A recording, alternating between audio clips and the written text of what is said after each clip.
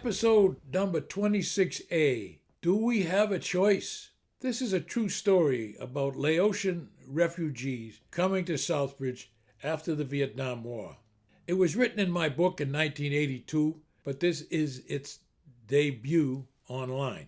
It was after 8:30 p.m. in 1981, late winter, when my phone rang. "Hello, Rod," a female voice said. "We've had a little mix-up in scheduling. There's a Laotian family of 9 arriving at the airport at midnight without sponsors. They've been traveling from Thailand for almost 48 hours. Can you meet them and find them a place to stay?"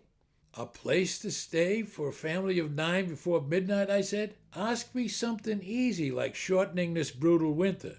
The call was from the Worcester Area Catholic Charities Refugee Resettlement Agency. They were calling because my wife Jean and I were experienced with refugee work. In fact, we had already helped to resettle 5 Laotian families in Southbridge, our Massachusetts mill town. We were close neighbors of the last arrivals of Bonleon Ketnavongs, but the previous families had been received on a planned basis. Housing, clothing, furniture, appliances, dishes, pots and pans, and even cash had been arranged long in advance through government and religious agencies. Asking me to arrange for a family of 9 in one evening was asking the impossible. I said so, firmly. "But we can't turn the plane back. Someone has to meet them. Couldn't you just help once more?" she asked. "No, I can't. Jean and I are burned out. All our helpers are burned out. The St. Vincent de Paul Society, which is the Catholic volunteer group that helps poor people, doesn't return my calls. The Protestants and their pastors look the other way when they see me coming. Even the local priests are ducking me now." "But this is the family of Bonleon's brother," she said. It took 10 seconds before replying, but it seemed much longer.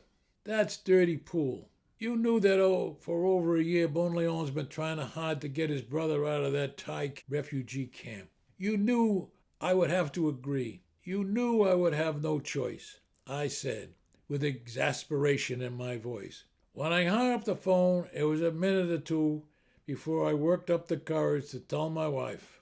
"Jean," I said, "you better get changed. We're driving to Logan to pick up a few overnight guests for Bonleon.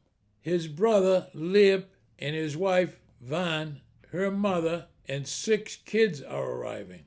Jean was appalled. "But he has got only 4 rooms for himself, his wife, and his own 4 children as it is. How can you ask him to take in 9 more? "Watch me," I said, as I called Bonleon to give him the good news and the bad news. When I told him that I thought he would only need to put them up for a day or 2, Jean's eyes rolled heavenward as I think that she said a prayer that my big fat lie would be forgiven. When we got to Boston's Logan Airport, a giant jet was just unloading. We stood at the gate window watching passengers emerge from the plane and clutch their closer as they felt the first chill of our New England winter. They descended the portable stairs to the brightly illuminated tarmac, surrounded by frigid darkness.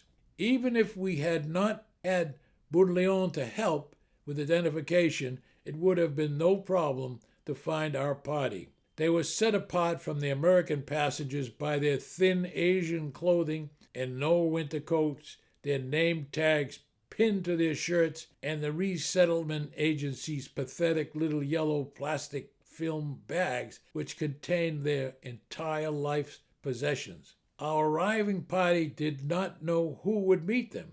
The surprise, joyful reunion of the brothers was a rewarding lump-in-the-throat moment for Jean and I. Everyone exchanged hugs. They introduced Jean and me in Laotian and in broken English. Van and Lip introduced us to each of their 6 children and their aged mother. As we herded the group to our very large station wagon, we Murphys had 6 children of our own. They met our every instruction with sign language, expressions of gratitude, and willing compliance. The youngest children, awed by the busy airport and the bright lights, clung fearfully to their mother. Regarding their mother, Van, I discovered many years later during a visit from Van to our home that she was Laotian royalty. Her father was a prince of the royal family. She told us that she and Liep fled their homeland when the communist Pathet Lao took power by coup d'etat. According to Van, after the coup, the royal family was being killed and jailed by the commies. She, Liep, and her 6 children soon after escaped in a boat across the Mekong River into Thailand. Driving home, I had a chance to reflect on what I had gotten myself into. Bonleon had accepted his relatives out of a sense of duty, but also because I had told him that it would only be a day or two. He had faith in me because he and his family only 2 years before had arrived in a similar empty-handed and dependent condition. Now he had a warm apartment, furniture, and a job at one of Southbridge's factories. He spoke some English and demonstrated his speedy Americanization by owning a second-hand car and paying taxes. In the back seat, mixed with the incomprehensible Laotian spoken between the brothers, I was certain I heard assurances in English that Papa Murphy will take care of everything. Well, Papa Murphy was actually scared to death about it. We will continue this in part 2.